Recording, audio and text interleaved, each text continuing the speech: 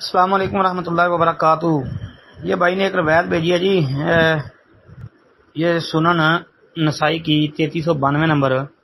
یہ اخبرنا علی بن مسلم الطوسی قال حدثنا سیار قال حدثنا جعفر قال حدثنا ثابت عن انس قال قال رسول اللہ صلی اللہ علیہ وسلم حبب الی النساء، اچھا جی، والطیب وجعلت قرۃ عینی فی الصلاۃ، کہ انس رضی اللہ تعالی عنہ سے مروی ہے کہ نبی علیہ الصلوۃ والسلام نے فرمایا دنیاوی چیزوں میں، حضرت یہ دنیاوی چیزوں میں اپنے پاس سے یہ ترجمہ لگایا ہے، مجھے بیوی اور خوشبو بہت پسند ہیں، لیکن میری آنکھوں کی ٹھنڈک وہ نماز میں ہے، پوشیدہ ہے۔ اچھا جی،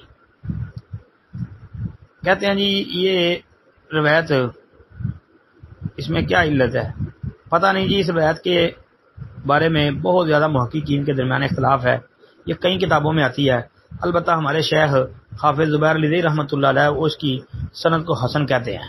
السلام علیکم ورحمۃ اللہ وبرکاتہ۔